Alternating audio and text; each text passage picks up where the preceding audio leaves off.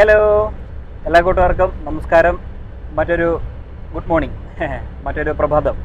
നമ്മളിപ്പോൾ ഉള്ളത് വെസ്റ്റ് ബംഗാളിലാണ്. അപ്പോൾ കഴിഞ്ഞ വീഡിയോ നമ്മൾ നിർത്തിയത് വെസ്റ്റ് ബംഗാളിൽ തന്നെയായിരുന്നു. വെസ്റ്റ് ബംഗാളിൽ സെലിഗുരിയൊക്കെ കഴിഞ്ഞ് നമ്മൾ കുറേ ദൂരം ഓടി വന്ന് ഒരു സ്ഥലത്ത് നിന്ന് നമ്മൾ CNG ഒക്കെ ഫില്ല് ചെയ്തിരുന്നു. അതൊക്കെ കഴിഞ്ഞ യാത്രയിൽ അത് പറഞ്ഞിരുന്നു, CNG ഫില്ല് ചെയ്യുന്ന കാര്യമൊക്കെ. അവിടെ നിന്ന് പിന്നെയും കുറേ ദൂരമൊക്കെ ഓടി വന്ന് നമ്മൾ ഫുഡ് കഴിക്കാൻ വേണ്ടിയിട്ട് ഒരു സ്ഥലത്ത് നിർത്തി. അവിടെ ഫുഡൊക്കെ കഴിച്ചതിന് ശേഷം നമ്മുടെ സുഹൃത്ത് അബ്ദുള്ള വന്നിരുന്നു. അബ്ദുള്ളയുടെ കാര്യമൊക്കെ ഞാൻ പറഞ്ഞിട്ടുണ്ടായിരുന്നു. അങ്ങനെ അബ്ദുള്ള വന്നു. അബ്ദുള്ളയൊക്കെയായിട്ട് കുറച്ച് നേരം സംസാരിച്ച് അബ്ദുള്ള നമുക്ക് റൂട്ടൊക്കെ പറഞ്ഞു തന്നെ, എങ്ങനെ കൊൽക്കത്ത ടച്ച് ചെയ്യാതെ നാട്ടിലേക്ക് പോകാമെന്നുള്ള ഒരു റൂട്ടൊക്കെ പറഞ്ഞു തന്നു. അത് പ്രകാരമാണ് നമ്മളിപ്പോൾ പൊയ്ക്കൊണ്ടിരിക്കുന്നത്. അപ്പോൾ കഴിഞ്ഞ രാത്രിയിൽ നമ്മൾ സ്റ്റേ ചെയ്തത് അബ്ദുള്ള ഒരാളുടെ നമ്പർ തന്നു, ഫസൽ എന്ന ഒരു ഉസ്താദിൻ്റെ നമ്പർ തന്നു.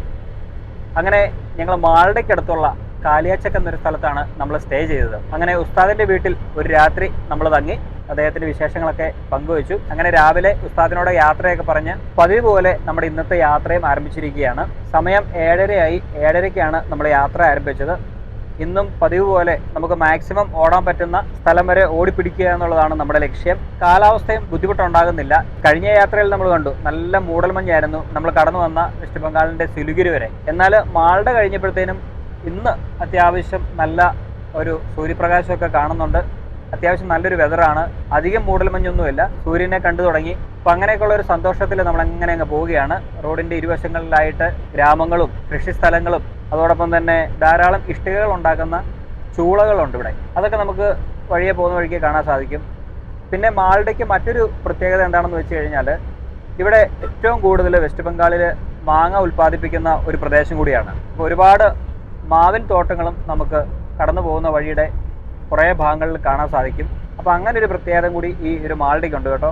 നമ്മൾ കാലിച്ചക്ക് ഫസൽ ഉസ്താദിൻ്റെ അവിടെയാണ് താമസിച്ചത് എന്ന് പറഞ്ഞല്ലോ. അങ്ങോട്ട് പോകുന്ന വഴിയിലൊക്കെ നമുക്ക് നോക്കിക്കഴിഞ്ഞാൽ വളരെ ചെറിയ വഴിയാണ്. അപ്പോൾ ആ ചെറിയ വഴിയിലൂടെ വേണം നമ്മൾ കടന്നു പോയിട്ട് അദ്ദേഹത്തിൻ്റെ വീട്ടിലേക്ക്, അദ്ദേഹം താമസിക്കുന്ന സ്ഥലത്തേക്ക് നമ്മൾ എത്തിച്ചേർന്നത്. രാത്രി ആയിരുന്നപ്പോൾ നമുക്ക് അത്ര ബുദ്ധിമുട്ട് തോന്നില്ല. രാവിലെ ആയപ്പോഴത്തേനും കുട്ടികളൊക്കെ സ്കൂളിൽ പോകുന്നതിൻ്റെ തിരക്കും അതോടൊപ്പം തന്നെ ആൾക്കാരെല്ലാം പുറത്തേക്കൊക്കെ വന്ന് ചായ കുടിക്കാനും അതോടൊപ്പം തന്നെ ജോലിക്ക് പോകാനൊക്കെ ആയിട്ട് ഒരുപാട് ആൾക്കാർ ആ റൂട്ടിലൂടെ ഇങ്ങനെ വരുന്നുണ്ടായിരുന്നു.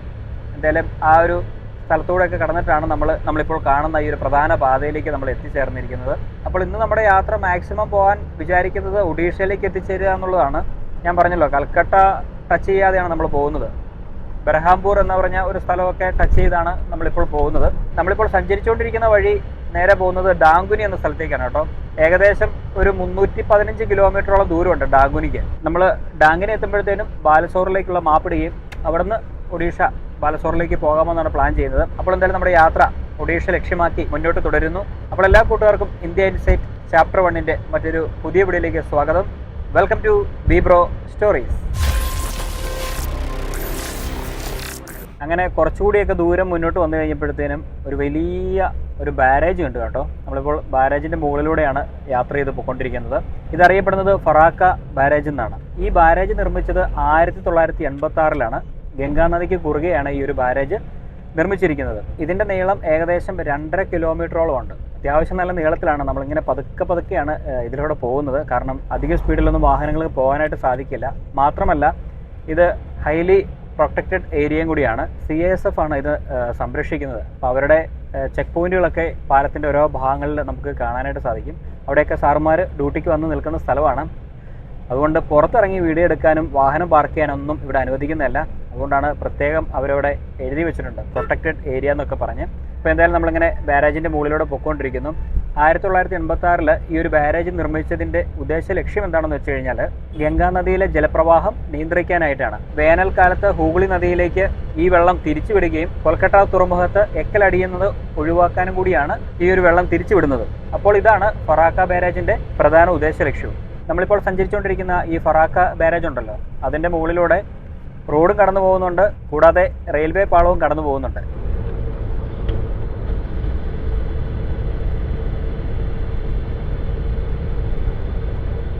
നമ്മൾ മാൾഡയ്ക്കടുത്തുള്ള 1-2 ഗ്രാമങ്ങളെക്കുറിച്ചൊക്കെ കഴിഞ്ഞ യാത്രയിൽ വീഡിയോ ചെയ്തിട്ടുണ്ട്. പ്രത്യേകിച്ച് ഉൾഗ്രാമങ്ങൾ, അവരുടെ ജീവിത രീതികൾ, കൃഷി രീതികൾ, ഇതെല്ലാം നമ്മൾ വീഡിയോയിൽ ഉൾപ്പെടുത്തിയിട്ടുണ്ട്. അപ്പോൾ അതുകൊണ്ട് ആ വീഡിയോ ഒക്കെ ഒന്ന് കാണാത്ത ആൾക്കാരൊന്ന് കാണുക. അതോടൊപ്പം തന്നെ ഷാംസി എന്ന് പറഞ്ഞ സ്ഥലം മാൾഡയ്ക്ക് അടുത്തുള്ള ഒരു സ്ഥലമാണ്. അവിടെ നമ്മൾ പോയി പാമ്പാട്ടികളുടെ ഗ്രാമം എന്ന് പറഞ്ഞൊരു വീഡിയോ ചെയ്തിട്ടുണ്ട്. പാമ്പാട്ടികളെക്കുറിച്ചും പാമ്പാട്ടികളുടെ ഗ്രാമത്തെക്കുറിച്ചുള്ള വീഡിയോസൊക്കെ നമ്മൾ അതിനകത്ത് ഉൾപ്പെടുത്തിയിട്ടുണ്ട്.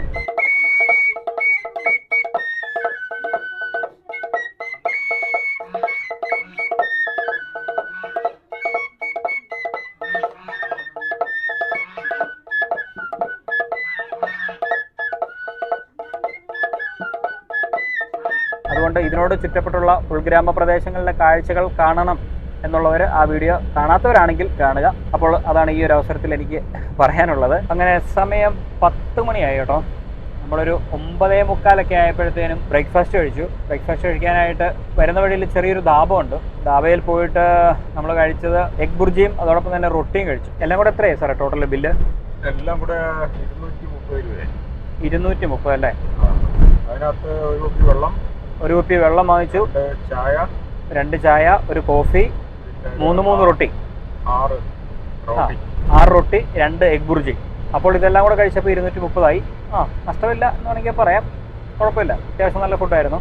അങ്ങനെ ഏതായാലും അവിടുന്ന് ഫുഡൊക്കെ കഴിച്ച് നമ്മൾ പിന്നെയും നമ്മുടെ യാത്ര തുടരുകയാണ്. ഇപ്പോൾ സൂര്യൻ നല്ല രീതിയിൽ ജ്വലിക്കുന്നുണ്ടെങ്കിലും മൂടൽമഞ്ഞ് ഉള്ളതുകൊണ്ട് റോഡൊന്നും അത്ര ക്ലിയർ അല്ല. റോഡും അതോടൊപ്പം തന്നെ റോഡിൻ്റെ ഇരുവശങ്ങളൊക്കെ നമുക്ക് നോക്കിക്കഴിഞ്ഞാൽ അത്ര ക്ലിയർ ആയിട്ട് നമുക്ക് കാണാൻ കഴിയില്ല.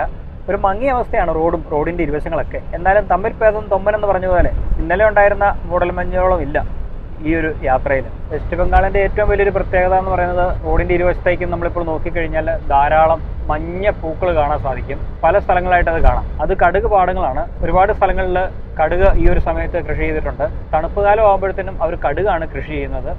തണുപ്പാലം കഴിയുമ്പോഴത്തേനും അവർ നെല്ല്, ചോളം, അങ്ങനെയുള്ള മറ്റു ധാന്യങ്ങളും പച്ചക്കറികളൊക്കെ നടുന്നതാണ്. ഈ ഒരു സമയത്ത് അവർ കടുകാണ് നട്ടിരിക്കുന്നത്. പിന്നെ അത് മാത്രമല്ല, മറ്റൊരു പ്രത്യേകത കൂടിയുണ്ട്. ജൂട്ടിൻ്റെ, അതായത് ചണം കൃഷി ചെയ്യുന്ന ഒരു പ്രധാന മേഖല കൂടിയാണ് പശ്ചിമ ബംഗാൾ. വെസ്റ്റ് ബംഗാളിൽ ഒരുപാട് പ്രദേശങ്ങളിൽ ചണം അവർ കൃഷി ചെയ്യുന്നുണ്ട്. അതും പക്ഷേ ഈ ഒരു തണുപ്പ് കാലത്തല്ല, അത് ചൂട് കാലത്താണ് അത് കൃഷി ചെയ്യുന്നത്. ചണവുമായി ബന്ധപ്പെട്ട കുറേ ഫാക്ടറികളും അതൊക്കെ നമുക്ക് ആ ഒരു സമയത്ത് വന്നു കഴിഞ്ഞാൽ പ്രവർത്തിക്കുന്നത് കാണാം. ഈ ഒരു സമയത്ത് അതൊന്നും നമുക്ക് കാണാൻ കഴിയില്ല. ഈ ഒരു സമയത്ത് ഞാൻ പറഞ്ഞ പോലെ കടുകാണ് ഇവരുടെ പ്രധാന കൃഷി. അതോടൊപ്പം തന്നെ ഇവർ ഏറ്റവും കൂടുതൽ ഉപയോഗിക്കുന്ന ഓയിൽ, അതായത് ഭക്ഷ്യ എണ്ണ എന്ന് പറയുന്നത് കടുക് ഓയിലാണ്, മസ്റ്റാർഡ് ഓയിൽ. അതാണ് അവർ കറിക്ക് ഉപയോഗിക്കുന്നത്. നമ്മുടെ നാട്ടിൽ വെളിച്ചെണ്ണയും പാം ഓയിലും സൺഫ്ലവർ ഓയിലൊക്കെ ഉപയോഗിക്കുന്ന പോലെ ഇവിടെ ഇവർ പ്രധാനമായിട്ട് ഉപയോഗിക്കുന്നത് മസ്റ്റാർഡ് ഓയിലാണ്, കടുകെണ്ണ ഉപയോഗിച്ചിട്ടാണ് അവരെല്ലാം പാചകം ചെയ്യുന്നത്. അപ്പോൾ അതുകൊണ്ടാണ് ഇവിടെ ഏറ്റവും കൂടുതൽ കടുകും ഉൽപ്പാദിപ്പിക്കുന്നത്. പിന്നെ മറ്റൊരു പ്രധാന കൃഷി എന്ന് പറയുന്നത് ഉരുളക്കിഴങ്ങാണ്. ഉരുളക്കിഴങ്ങ് ഒരുപാട് സ്ഥലങ്ങളിൽ അവർ കൃഷി ചെയ്യുന്നുണ്ട്. ഇവരിവിടെ എന്തുണ്ടാക്കിയാലും, അതായത് ചിക്കൻ കറി വെച്ച് കഴിഞ്ഞാലും അതോടൊപ്പം തന്നെ മീൻ കറി വെച്ചാലും ബിരിയാണി വെച്ചാലും എല്ലാത്തിനും അവർ ഉരുളക്കിഴങ്ങ് അവർ ഉപയോഗിക്കും. ഉരുളക്കിഴങ്ങ് അവരെ സംബന്ധിച്ചിടത്തോളം ഒഴിച്ചുകൂടാൻ വയ്യാത്ത ഒരു ഭക്ഷ്യവസ്തുവാണ്. എന്തുണ്ടാക്കിയാലും അവർ ഉരുളക്കിഴങ്ങ് അതിനകത്തിടും. അതാണ് ഉരുളക്കിഴങ്ങിൻ്റെ ഇവിടുത്തെ ഒരു പ്രത്യേകത. ഇപ്പോൾ ഒരു ഹോട്ടലിൽ കയറി ബിരിയാണി കഴിക്കുകയാണെങ്കിൽ ബിരിയാണിക്കകത്ത് ഉരുളക്കിഴങ്ങ് നമുക്ക് കാണാൻ സാധിക്കും. മുട്ടയുടെ വലിപ്പത്തിൽ ഒരു ഉരുളക്കിഴങ്ങ് നമുക്ക് അതിനകത്ത് നിന്ന് കിട്ടും. ഉരുളക്കിഴങ്ങ്, മുട്ട, പിന്നെ ചിക്കൻ ആണെങ്കിൽ ചിക്കൻ, മട്ടൻ ആണെങ്കിൽ മട്ടൻ. അങ്ങനെയാണ് ഇവിടുത്തെ ബംഗാളിലെ ബിരിയാണി. പിന്നെ ഡാലും ഇവരുടെ ഒരു പ്രധാന കറിയാണ്. ഉരുളക്കിഴങ്ങും ഡാലും ഇവരുടെ മെയിൻ ഫുഡ്. 3 നേരവും അരിയാഹാരങ്ങളാണ് കേട്ടോ ഇവർ കഴിക്കുന്നത്. രാവിലെ ചോറ് കഴിക്കും, ഉച്ചയ്ക്ക് ചോറ് കഴിക്കും, വൈകിട്ടും ചോറ് കഴിക്കും. ബ്രേക്ക്ഫാസ്റ്റ് എന്ന് പറയാനായിട്ട് അങ്ങനെ അധികം നമ്മളെപ്പോലെ ഒന്നും ഒരുപാട് ഡിഷൊന്നും അവർക്കില്ല. ആകെയുള്ളത് ചപ്പാത്തി, പിന്നെ റൊട്ടി, അങ്ങനെയുള്ള ഗോതമ്പിൻ്റെ ഐറ്റംസേ ഉള്ളൂ. എന്നാലും കൂടുതൽ ആൾക്കാർ കഴിക്കുന്നത് അരിയാഹാരം തന്നെയാണ്. ചോറും അതോടൊപ്പം തന്നെ ഡാലും ഉരുളക്കിഴങ്ങൊക്കെ തന്നെയാണ് അവർ കഴിക്കുന്നത്. അപ്പോൾ ഇതൊക്കെ തന്നെയാണ് വെസ്റ്റ് ബംഗാളിലെ ഭക്ഷണ രീതികളെക്കുറിച്ച് പറയാനാണെങ്കിൽ.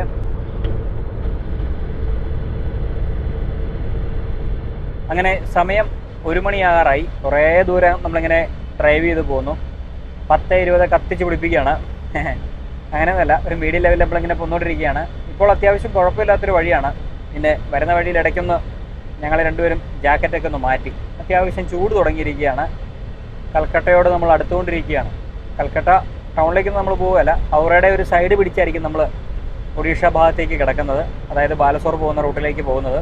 അങ്ങനെ ചെറിയ ചൂടൊക്കെ ആരംഭിച്ചിരിക്കുകയാണ്. കുറേ ദിവസമായിട്ട് നമ്മൾ ജാക്കറ്റിനുള്ളിലായിരുന്നു. ഇപ്പോഴാണ് നൂരാനായിട്ടൊരു സമയം കിട്ടിയത്. എന്തായാലും തണുപ്പൊക്കെ മാറി തുടങ്ങിയിട്ടുണ്ട്. എന്ന് വെച്ച് രാത്രിയിൽ തണുപ്പില്ല എന്ന് വിചാരിക്കേണ്ട. രാത്രിയിൽ ഇവിടെയും നല്ല തണുപ്പാണ്. ഉച്ച സമയമൊക്കെ ആകുമ്പോഴത്തേനും കൊൽക്കട്ട ഭാഗത്തൊക്കെ അത്യാവശ്യം ചൂടാണ്. നമ്മൾ അരുണാചലിലോ ആസാമിലൊക്കെ ആണെങ്കിൽ, അതോടൊപ്പം തന്നെ നമ്മൾ കടന്നു വന്ന സെലിഗുരിയൊക്കെ ഉണ്ടല്ലോ, അവിടെയൊക്കെ ആണെങ്കിലും ഉച്ച സമയമാണെങ്കിലും തണുപ്പിനിട്ട് ഒരു കുറവുമില്ല. എന്നാൽ ഈ ഒരു ഭാഗത്തേക്ക് വന്നു കഴിഞ്ഞപ്പോഴത്തേനും ചൂട് തുടങ്ങിയിരിക്കുകയാണ്. അങ്ങനെ 4 ലൈൻ പാതയിലൂടെയുള്ള മനോഹരമായ വഴിയിലൂടെ നമ്മൾ പൊയ്ക്കൊണ്ടിരിക്കുന്നു. കുറേ ദൂരം മോശം വഴിയായിരുന്നു, ഇപ്പോഴാണ് കുറച്ച് നല്ല വഴി കിട്ടിയത്. നല്ല വഴി കിട്ടുകയാണെങ്കിൽ നമുക്ക് അത്യാവശ്യം കുഴപ്പമില്ലാത്ത വേഗത്തിൽ പോകാൻ സാധിക്കും. മോശം വഴിയും കൂടെ ആണെങ്കിൽ വലിയ പാടാണ്. പിന്നെ വരുന്ന വഴി എന്നൊക്കെ പറഞ്ഞു കഴിഞ്ഞാൽ കിഷൻഗഞ്ച്, മാൾഡ ആ ഭാഗങ്ങളിലൊക്കെ മൊത്തത്തിലൊരു വൃത്തിക്കുറവാണ് കേട്ടോ. റോഡിൻ്റെ ഇരുവശങ്ങളിലൊക്കെ ധാരാളം വേസ്റ്റൊക്കെ നമുക്ക് കാണാൻ സാധിക്കും. നമ്മൾ കൊൽക്കത്ത നഗരത്തിനോട് അടുപ്പിച്ചായതുകൊണ്ടാവാം ഇവിടെയൊക്കെ അത്യാവശ്യം നല്ല വൃത്തിയായിട്ടൊക്കെയാണ് റോഡും അതോടൊപ്പം തന്നെ പരിസരങ്ങളൊക്കെ നമുക്ക് കാണാൻ കഴിയുക. കൽക്കട്ടയ്ക്ക് ഇവിടെ നിന്ന് 92 കിലോമീറ്ററാണ് കാണിക്കുന്നത്. കൽക്കട്ടയിലെ കുറേ വിശേഷങ്ങൾ മുന്നത്തെ വീഡിയോയിലൂടെയൊക്കെ നമ്മൾ നിങ്ങളുമായിട്ട് പങ്കുവച്ചിട്ടുണ്ട്. പ്രത്യേകിച്ച് നഗരത്തിലെ കാഴ്ചകളും തെരുവിലെ കാഴ്ചകളും കൽക്കട്ടയുടെ ചരിത്രവും അവിടുത്തെ ജനങ്ങളുടെ ജീവിതമൊക്കെ നമ്മൾ നിങ്ങളുമായിട്ടൊക്കെ പങ്കുവച്ചതാണ്. അപ്പോൾ എന്തായാലും ആ വീഡിയോസും കാണാത്ത ആൾക്കാർ അതൊക്കെ ഒന്ന് കാണുക. കൽക്കട്ടയെ സംബന്ധിച്ചിട്ടുള്ള എല്ലാ കാഴ്ചകളും നിങ്ങൾക്ക് അതിൽ നിന്ന് മനസ്സിലാക്കാൻ സാധിക്കുന്നതാണ്. അപ്പോൾ എന്തായാലും നമ്മൾ കൽക്കട്ടയുടെ ഒരു സൈഡ് പറ്റിയായിരിക്കും പോകുന്നത്. ഞാൻ പറഞ്ഞല്ലോ, ഹൗറയുടെ ആ ഒരു ഭാഗത്തുകൂടിയാണ് നമ്മൾ കടന്നു പോകുന്നത്. കല്യാണി എക്സ്പ്രസ് വേ അതിലൂടെ കടന്ന് നമ്മൾ നേരെ ഒഡീഷ ഭാഗത്തേക്ക് പോകും. ഇനിയിപ്പോൾ ഏകദേശം ഒഡീഷയിൽ ബാലസോറൊക്കെ എത്തണമെങ്കിൽ 329 കിലോമീറ്ററോളം ഉണ്ട്. ഗൂഗിൾ മാപ്പിൽ അങ്ങനെയാണ് കാണിക്കുന്നത്. 7 മണിക്കൂർ അടുപ്പിച്ചെടുക്കും ബാലസോർ എത്താനായിട്ട്. എന്തായാലും നമ്മളത് ലക്ഷ്യമാക്കി മുന്നോട്ട് പോകുന്നു. അത് കഴിഞ്ഞും ചിലപ്പോൾ നമ്മൾ മുന്നോട്ട് പോകുന്നതായിരിക്കും. എത്രമാത്രം ഓടിത്തിറക്കാൻ പറ്റുമെന്നുള്ളത് നമുക്കറിയില്ല, പോയി നോക്കാം. ഇതുപോലത്തെ നല്ല വഴിയൊക്കെ ആണെങ്കിൽ നമുക്ക് കുറച്ചുകൂടിയൊക്കെ ദൂരം മുന്നോട്ട് പോകാനായിട്ട് സാധിക്കും. ബാലസോർ കഴിഞ്ഞാൽ പിന്നെ ഉള്ളത് ഭുവനേശ്വറാണ്. ഭുവനേശ്വറിൽ നിന്ന് പിന്നെ രാജമുന്ദ്രി വഴിയൊക്കെ നമുക്ക് ആന്ധ്രാപ്രദേശിലൂടെയൊക്കെ കടന്ന് തമിഴ്നാട്ടിലേക്ക് ചെന്ന് അവിടെ നിന്ന് കേരളത്തിലേക്ക് പോകാമെന്നാണ് പ്ലാൻ ചെയ്യുന്നത്. എന്തായാലും ഉച്ചയ്ക്ക് നമ്മൾ ലഞ്ച് കഴിക്കുന്നില്ല. ഇനിയിപ്പോൾ 4 മണിക്ക് ഒരു ചായ കുടിക്കാമെന്നുള്ള ഒരു പ്ലാനിലാണ് നിൽക്കുന്നത്. വൈകിട്ട് കാര്യമായിട്ട് എന്തെങ്കിലും കഴിക്കാമെന്ന് വിചാരിക്കുന്നു. കുറച്ചുകൂടെയൊക്കെ പോയി ഒരു 4 മണിയൊക്കെ ആകുമ്പോഴത്തേനും ഒരു ചായയും കുടിച്ച് നമ്മൾ പിന്നെയും നമ്മുടെ ദൈർഘ്യമേറിയ യാത്ര തുടരും. അങ്ങനെ 2 മണി കഴിഞ്ഞപ്പോഴത്തേനും കല്യാണി എക്സ്പ്രസ് വേയിലേക്ക് നമ്മൾ എത്തിച്ചേർന്നിരിക്കുകയാണ്. നല്ല ഭംഗിയായി ടാർ ചെയ്തിരിക്കുന്ന 6 ലൈൻ പാത. നല്ല വഴിയാണ് കേട്ടോ, പുതിയതായിട്ട് പണിത ഒരു വഴിയാണ്. അതുകൊണ്ട് തന്നെ നല്ല ഭംഗിയായിട്ട് ഇപ്പോഴും അതങ്ങനെ നിലനിൽക്കുന്നുണ്ട്. എല്ലാ ലൈൻസും ഒക്കെ വരച്ച് നല്ല ഭംഗിയാക്കി ഇട്ടിട്ടുണ്ട്. ഇതാ നമ്മൾ ടോളിനടുത്തേക്ക് ഇപ്പോൾ എത്തിച്ചേർന്നിരിക്കുകയാണ്. അപ്പോൾ എന്തായാലും ഇനിയിപ്പോൾ നല്ല ടോൾ കൊടുക്കേണ്ടി വരുമായിരിക്കും. എന്നാൽ അങ്ങനെയല്ല, ടോൾ ഫ്രീ ആണ് കേട്ടോ. ടോള് നമുക്ക് നോക്കിക്കഴിഞ്ഞാൽ കാണാം. ടോൾ ഇതാ എല്ലാവരും ഈ സൈഡിലൂടെ ഇങ്ങനെ ഫ്രീ ആയിട്ട് കടന്നു പോകുന്നത് കാണാൻ പറ്റുന്നില്ലേ? കണ്ടോ, ഇത്രയേ ഉള്ളൂ. നിലവിൽ ടോൾ ആക്റ്റീവായിട്ടില്ല. പുതിയ വഴി ആയതുകൊണ്ടാവണം ഇപ്പോൾ ടോൾ അങ്ങനെ തുടങ്ങിയിട്ടില്ല. താമസിക്കാതെ തുടങ്ങുമായിരിക്കും. നമ്മളിനി അടുത്ത തവണയൊക്കെ വരുമ്പോഴത്തേനും ഇതിലൂടെ ടോളൊക്കെ കൊടുത്ത് നമ്മൾ പോരേണ്ടി വരും. എന്തായാലും നിലവിൽ ഇപ്പോൾ ടോൾ ആയിട്ടില്ല. അതാണ് സന്തോഷകരമായൊരു കാര്യം. എന്തായാലും നമ്മൾ യാത്ര തുടങ്ങിയ പിന്നെ ടോൾ ബൂത്തിലൂടെ ടോൾ കൊടുക്കാതെ പോകുന്നത് ഇതാദ്യമായിട്ടാണ്. എല്ലാ എക്സ്പ്രസ് വേയും ഇങ്ങനെയാണെന്ന് വിചാരിക്കരുത്. കാരണം എന്താണെന്ന് വെച്ച് കഴിഞ്ഞാൽ, ഞാനും എൻ്റെ സുഹൃത്ത് റൂട്ട് റെക്കോർഡ്സ് അഷ്റഫ് എക്സൽ ഉണ്ടല്ലോ, കഴിഞ്ഞ മഹാരാഷ്ട്ര യാത്രയിൽ ഇതുപോലെ ഒരു എക്സ്പ്രസ് വേയിലേക്ക് കടന്നിരുന്നു. അവിടെ പൊട്ടിപ്പൊളിഞ്ഞ ഒരു എക്സ്പ്രസ് വേ, ടോളും കൊടുത്ത് കുലുങ്ങി വേണം പോകാനായിട്ട്. നമ്മൾ വിചാരിച്ചു എക്സ്പ്രസ് വേ എന്നൊക്കെ പറയുമ്പോഴത്തേനും മനോഹരമായ വീതി കൂടിയ വഴിയൊക്കെയാണല്ലോ, സൂപ്പർ വഴിയായിരിക്കുമല്ലോ എന്നൊക്കെ വിചാരിച്ചിട്ടാണ് പോയത്. പക്ഷേ യാത്ര തുടങ്ങി കുറേ ദൂരം മുന്നോട്ട് പോയപ്പോഴാണ് മനസ്സിലായത് ഇത്രയും മോശം പിടിച്ച ഒരു എക്സ്പ്രസ് വേ ഇന്ത്യയിൽ വേറെ ഒരിടത്തും കാണില്ല എന്നുള്ളത്. പൂനെയിൽ നിന്നാണെന്ന് തോന്നുന്നു, എവിടെയാണെന്ന് എനിക്ക് ഓർമ്മ വരുന്നില്ല. എന്തായാലും മഹാരാഷ്ട്രയിലാണ് ആ ഒരു എക്സ്പ്രസ് വേ സ്ഥിതി ചെയ്യുന്നത്. കൽക്കട്ട നഗരം നമ്മൾ ടച്ച് ചെയ്യില്ലെന്ന് പറഞ്ഞിരുന്നു. കൽക്കട്ട നഗരത്തിൻ്റെ ഒരു ഔട്ടർ റിംഗ് റോഡാണ് ഈ ഒരു എക്സ്പ്രസ് വേ. ഹൗറയുടെ ഓരത്തൂടിയാണ് നമ്മൾ കടന്നു പോകുന്നത്. ഹൗറയെക്കുറിച്ചും ഹൗറ ബ്രിഡ്ജിനെ കുറിച്ചൊക്കെ നമ്മൾ മുന്നേ വീഡിയോ ചെയ്തിട്ടുണ്ട്. അതൊക്കെ നിങ്ങളുമായിട്ട് പങ്കുവച്ചതാണ്. അപ്പോൾ ആ വീഡിയോ ഒക്കെ കണ്ടു കാണുമെന്ന് വിചാരിക്കുന്നു. കാണാത്ത ആൾക്കാർ അതൊക്കെ ഒന്ന് കാണുക. അങ്ങനെ കല്യാണി എക്സ്പ്രസ് വേ എക്സിറ്റ് ചെയ്ത് ഗൂഗിൾ മാപ്പ് നമ്മളെ ഊട് വഴിയിലൂടെ ഇപ്പോൾ കൊണ്ടുപോയിക്കൊണ്ടിരിക്കുകയാണ് സുഹൃത്തുക്കളെ. വളരെ വീതി കുറഞ്ഞ വഴി, ചെറിയൊരു ഗ്രാമത്തിനുള്ളിലൂടെയാണ് നമ്മളിപ്പോൾ പോയിക്കൊണ്ടിരിക്കുന്നത്. ധാരാളം ടോട്ടുകളൊക്കെ നമുക്കിവിടെ കാണാം. ഒരു പാലമുണ്ട്, തൊട്ട് താഴെ മിക്കാറും കരി പോലത്തെ വെള്ളം ഒഴുകുന്നത് കാണാൻ സാധിക്കും. കറക്റ്റ്, ഞാൻ പറഞ്ഞതുപോലെ തന്നെ കറുത്ത് കരിക്കട്ട പോലത്തെ വെള്ളം. അതിനകത്ത് മാറ്റം ഉണ്ടാവില്ലെന്ന് എനിക്ക് 100% ഉറപ്പായിരുന്നു. നമ്മുടെ നാട്ടിൽ തന്നെയുണ്ട്, പിന്നെ എന്തിനും ഇവരെ കുറ്റം പറയണം. എല്ലാ സ്ഥലങ്ങളിലും അതേ അവസ്ഥയാണ്. ക്ലീനായിട്ടുള്ള ഒരു വെള്ളം കാണണമെങ്കിൽ വല്ല മലയോര മേഖലകളിലൊക്കെ പോകേണ്ടി വരും. പിന്നെ ടോട്ടുകാരെ നോക്കിയാൽ മതി. പിന്നെ പശുക്കളെയും ഇടയ്ക്ക് നോക്കണം പറ്റുവാണെങ്കിൽ. ഡ്രൈവ് ചെയ്യുമ്പോൾ സാർ അത് മാത്രം നോക്കിയാൽ മതി. പശുക്കളെ നോക്കുക, ടോട്ടുകളെ നോക്കുക, പിന്നെ സൈക്കിളുകാരെ നോക്കുക, സ്കൂട്ടറുകാരെ നോക്കുക. വലിയ വാഹനങ്ങളൊന്നും ഇനി അധികം നമുക്കിനി കാണാൻ കഴിയില്ല ഈ വഴിയിലൂടെ. ഇവിടെ ഇങ്ങനത്തെ വാഹനങ്ങളായിരിക്കും. നഗരങ്ങളിലാണ് പ്രധാനമായിട്ടും 4 വീൽ വാഹനങ്ങൾ നമ്മൾ കണ്ടിരിക്കുന്നത്. ഗ്രാമപ്രദേശങ്ങളിലേക്ക് കയറി കഴിഞ്ഞാൽ അങ്ങനെ അധികം കാറ് 4 വീൽ ഉപയോഗിക്കുന്നവർ വളരെ കുറവാണ്. എൻ്റെ പൊന്നോ, ഹോണടിയാണ് ഇവിടെ സഹിക്കാൻ പറ്റാത്തത്. വെസ്റ്റ് ബംഗാളിൻ്റെ ഒരു മുതൽക്കൂട്ടാണ് ഇവിടുത്തെ ഹോണടി. അത് അവരുടെ ഒരു കൾച്ചറിൻ്റെ ഭാഗമായിട്ട് മാറിയിരിക്കുകയാണ് ഇപ്പോൾ. എന്താ ചെയ്യുക? അടിച്ചോട്ടെ, അടിച്ചോ, നല്ലൊരു അടിച്ചോ, അടിച്ചോ. വേറെ ഒരു പരിപാടിയില്ലല്ലോ, ഫ്രീ അല്ലേ. വേറെ ഒരിടത്തും ഇല്ല. അതാണ്, വേറെ ഒരിടത്തും ഇന്ത്യയിൽ വേറെ ഒരിടത്തും ഇത്രയും ഹോൺ മുഴക്കുന്ന ഒരു സംസ്ഥാനം ചിലപ്പോൾ കാണില്ല. ഇവിടെ വന്നു കഴിഞ്ഞാൽ വെറുത്തു പോകുന്നതിൽ ഏറ്റവും പ്രധാന കാരണം ഇവരുടെ ഹോൺ മുഴക്കലാണ്. ടൗണിലൊക്കെ പോകണം, എൻ്റെ പൊന്നോ. കൊൽക്കത്ത നഗരത്തിൽ 2 ചെവിയിൽ പഞ്ഞിയും വെച്ചിട്ട് പോയി കഴിഞ്ഞാൽ നമുക്ക് സുഖകരമായിട്ട് നടക്കാം. അതല്ല എങ്കിൽ ചെവിയുടെ കർണപടം ഇവന്മാർ ഹോണടിച്ച് പൊട്ടിക്കും.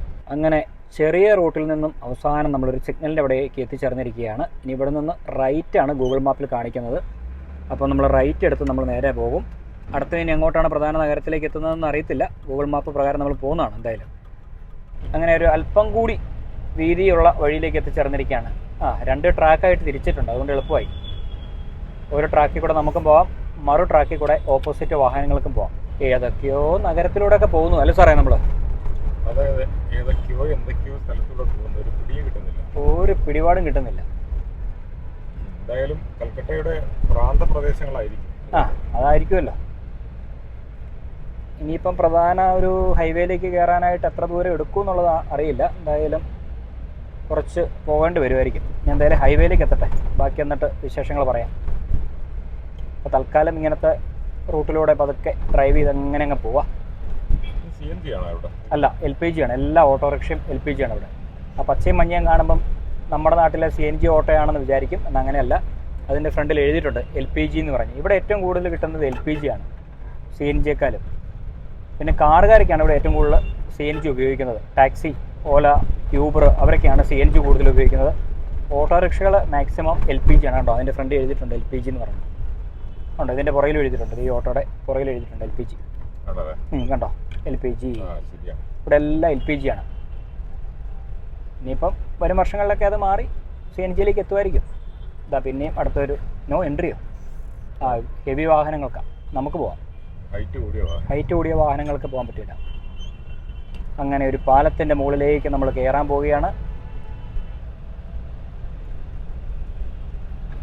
അങ്ങനെ കൽക്കട്ട നഗരത്തിൻ്റെ പ്രാന്തപ്രദേശങ്ങളിലൂടെ നമ്മൾ യാത്ര ചെയ്യുമ്പോൾ പിന്നെ കാണുന്നത് ഇവിടെ വഴിയോരത്ത് താമസിക്കുന്ന ആൾക്കാരെയാണ്. വഴിയോരത്ത് താമസം മാത്രമല്ല, ഭക്ഷണം പാചകം ചെയ്യുന്നതും കുളിക്കുന്നതും എല്ലാം ആ ഒരു സ്ഥലത്ത് തന്നെയാണ്. അങ്ങനെ വളരെ ചെറിയ ഇടുങ്ങിയ സ്ഥലത്താണ് ഇവിടുത്തെ കുറേ ജനങ്ങൾ താമസിക്കുന്നത്. ഇതിനെ സംബന്ധിച്ചുള്ള കാഴ്ചകളും വിശേഷങ്ങളും മുന്നത്തെ വീഡിയോയിലൂടെ നിങ്ങളുമായിട്ട് പങ്കുവച്ചിട്ടുണ്ട്. പിന്നെ അത് മാത്രമല്ല, നമ്മൾ സഞ്ചരിച്ചുകൊണ്ടിരിക്കുന്ന വഴിയുടെ ഇരുവശങ്ങളിൽ നോക്കിക്കഴിഞ്ഞാൽ ചെറിയ ചെറിയ കടകൾ. നമ്മുടെ നാട്ടിൽ ഇതുപോലത്തെ കടകളുണ്ടോ എന്ന് ചോദിച്ചു കഴിഞ്ഞാൽ വളരെ വിരളമായിരിക്കും. കാരണം എല്ലാ സ്ഥലങ്ങളിലും ഇപ്പോൾ നല്ല കോൺക്രീറ്റ് കെട്ടിടങ്ങളായിട്ടുണ്ട്. ഇവിടെ എന്നാൽ അങ്ങനെയല്ല. റോഡിൻ്റെ ഇരുവശത്തും നമുക്ക് നോക്കിക്കഴിഞ്ഞാൽ കാണാം പഴയ കടകളാണ്. ഒരുപാട് പഴയ കടകളും ചെറിയ ചെറിയ ഷെഡുകളാണ് ഒട്ടുമിക്ക കടകളും. അപ്പോൾ ഇങ്ങനത്തെ കുറേ കാഴ്ചകളും നഗരത്തിൻ്റെ പ്രാന്തപ്രദേശങ്ങളിലൂടെ പോകുമ്പോൾ നമുക്ക് കാണാൻ കഴിയും. പിന്നെ വൃത്തിയുടെ കാര്യത്തിലാണെങ്കിലും കൽക്കത്തയിലെ നഗരപ്രദേശങ്ങളാണെങ്കിലും അതോടൊപ്പം തന്നെ പ്രാന്തപ്രദേശങ്ങളാണെങ്കിലും ഗ്രാമങ്ങളൊക്കെ ആണെങ്കിലും വൃത്തി വളരെ പൊതുവേ കുറവാണ്.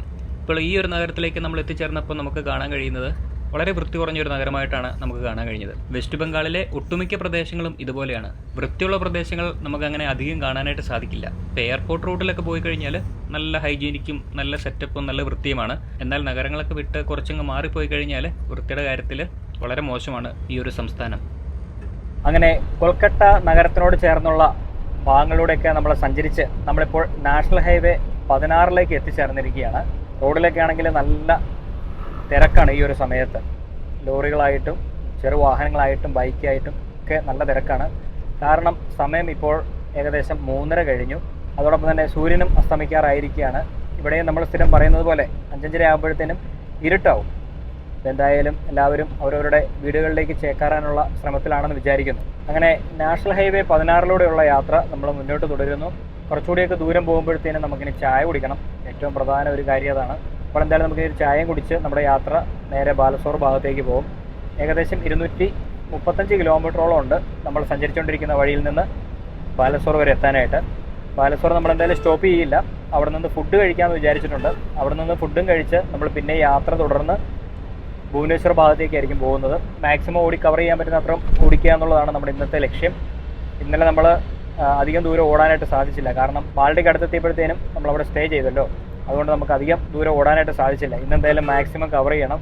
ഭുവനേശ്വർ ഭാഗത്തേക്കെങ്കിലും ഓടി എത്തുന്ന രീതിയിൽ വേണം പോകാനായിട്ട്. പോകുന്ന വഴിയിൽ നല്ല ക്ഷീണം തോന്നിക്കഴിഞ്ഞാൽ നമ്മൾ എവിടെയെങ്കിലും സേഫായിട്ടുള്ള ഒരു പെട്രോൾ പമ്പിൽ സ്റ്റേ ചെയ്തുകൊണ്ട് പിന്നെയും അടുത്ത ദിവസം നമ്മുടെ ബാക്കി യാത്രയും തുടരുന്നതായിരിക്കും. അങ്ങനെ യാത്രക്കിടയിൽ നമ്മൾ ചായ കുടിക്കാൻ വേണ്ടി ഒരു ചെറിയ റെസ്റ്റോറൻറ്റിലേക്ക് വന്ന് കയറിയിരിക്കുകയാണ്. ഇനിയിപ്പോൾ ഒരു ചായ കുടിക്കാം. കുറേ നേരമായിട്ട് ഡ്രൈവ് ചെയ്തുകൊണ്ടിരിക്കുകയാണ്. നമ്മൾ ഡ്രൈവ് ചെയ്ത് വരുന്ന വഴിക്ക് ഏതെങ്കിലും ചെറിയ കടകളുണ്ടോ എന്ന് നോക്കിയെങ്കിലും കിട്ടിയില്ല. എന്തായാലും കുറേ ദൂരം വന്നു കഴിഞ്ഞപ്പോഴാണ് നമുക്ക് ചായ കുടിക്കാൻ വേണ്ടിയിട്ടുള്ള ഒരു ചെറിയൊരു റെസ്റ്റോറൻറ്റ്, ചെറിയ റെസ്റ്റോറൻ്റ് അല്ല, ഒരു ചെറിയ എന്താ പറയുക ടീ ഷോപ്പ്. എന്തായാലും നമ്മൾ ചായക്ക് ഓർഡർ കൊടുത്തിട്ടുണ്ട്. ഇപ്പോൾ എന്തായാലും ചായ ഉടനെ വരും. ചായ കുടിച്ചതിന് ശേഷം നമ്മൾ ഈ കാണുന്ന വഴിയിലൂടെ പിന്നെയും നമ്മുടെ മുന്നോട്ടുള്ള യാത്ര തുടരുന്നതാണ്.